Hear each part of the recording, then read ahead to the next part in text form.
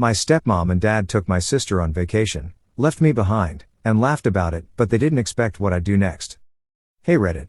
My stepmom and dad have always treated me differently, but this time, they crossed the line. Last month, they planned a family vacation to a beautiful beach resort, something I'd been dreaming about for years. The catch? They didn't include me. Instead, they packed their bags with my stepsister, Mia, leaving me at home to fend for myself. Before they left, my stepmom had the audacity to laugh and say, "This is a family vacation, and, well, you're old enough to take care of yourself now." My dad, instead of standing up for me, just chuckled and went along with it. They didn't even try to hide their excitement about the trip. It hurt. A lot. I'm 19, and yes, I'm technically an adult, but does that mean I'm not part of the family anymore? My stepsister, who's only 15, sent me selfies from the airport with captions like, "Wish you were here." Oh wait, never mind. For the first couple of days, I wallowed in self-pity. I felt abandoned and insignificant. But then I had a thought, why should I sit here and let them treat me like this? If they want to make me feel invisible, fine. But I wasn't going to let them get away with it. Update. Karma is a dish best served cold. While they were off enjoying their vacation, I started thinking about all the responsibilities they'd left behind.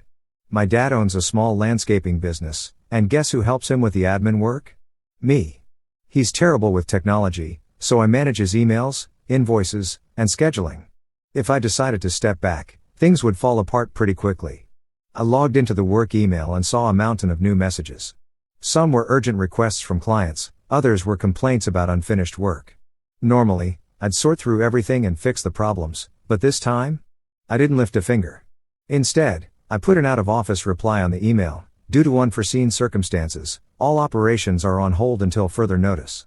Please contact Dad's number directly for urgent matters. I also went through his financial records. Turns out, my dad hasn't been managing his money as well as I thought. I noticed unpaid bills and overdue accounts that he'd ignored. While I could have helped organize them, I decided not to. I wasn't going to clean up his mess while he sipped cocktails on a beach.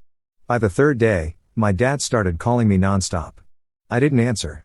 Stepmom sent me a few passive-aggressive texts. Why aren't you responding? Your dad is stressed. Don't ruin this vacation for us. Ruin their vacation? That was rich, considering they'd left me behind without a second thought. I didn't respond to her either. A part of me felt guilty for ignoring the chaos, but then I remembered how they didn't feel guilty about leaving me out of the so-called family trip. They needed to face the consequences of their actions. Another update. Things start to escalate. By the time they got back a week later, things had gone completely sideways. My dad's business was in chaos. Clients were furious about missed deadlines, and a couple had even threatened to cancel contracts. He stormed into the house, demanding to know why I hadn't done my job. I told him calmly, "I'm not an employee. You didn't even consider me part of the family when you went on vacation, so why should I handle your responsibilities?" He looked like he was about to explode, but I didn't back down. Stepmom chimed in with, "Stop being so dramatic. It was just a vacation. You're acting like a child." That was the last straw. I pulled out a folder I'd prepared while they were gone. It had screenshots of all the unpaid hours I'd spent managing his business over the past 2 years. I told him I'd be sending him an invoice for my time and that if he didn't pay, I'd be filing a claim with small claims court. They both looked stunned. My dad stammered something about how family doesn't do that to each other, but I reminded him that family doesn't abandon someone and laugh about it either. Mia, my stepsister, thought the whole thing was hilarious. She kept smirking and muttering things like, "You're so petty." But then, karma came for her too. While they were gone, I'd discovered that she'd been sneaking into my room and borrowing my stuffed makeup, clothes, even my laptop. I found a few of my shirts stuffed in the bottom of her closet and some of my jewelry hidden in her drawer. I wasn't going to let that slide. I confronted her in front of my dad and stepmom.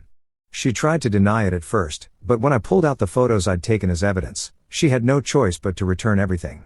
Mia's little smirk disappeared real quick. My dad, however, didn't seem to care. He just mumbled something about teenagers being teenagers and walked away. That only fueled my determination to get out of this toxic household. Final update. It's been a couple of weeks since they got back, and things have been tense. My dad hasn't spoken to me much, which is honestly a relief. Stepmom keeps trying to guilt trip me, saying things like, "You've really changed, and I miss when you used to be sweet." But I'm done being a doormat. As for Mia, she's keeping her distance. She returned all my stuff but hasn't apologized. I don't expect her to. In the meantime, I've been making moves to secure my future. I got a part-time job to supplement my income and started researching apartments. I even found a cozy little place that I'm planning to move into by the end of the year. Once I'm gone, they'll finally realize how much I did for them and how much they took me for granted. The best part? Therapy. I've been seeing a therapist who's helping me unpack all the resentment and self-doubt I've been carrying for years. She made me realize that their treatment of me isn't a reflection of my worth but rather their own shortcomings. I also reached out to a few of my dad's clients to apologize for the chaos. Surprisingly, many of them understood and even expressed sympathy when I explained the situation. Some of them said they'd work with me directly if I ever decided to start my own business. That small glimmer of hope was all I needed to believe in myself again. If they ever plan another family vacation without me, I won't care. By then, I'll be busy living my best life far away from their toxic antics. This time, I'm choosing me.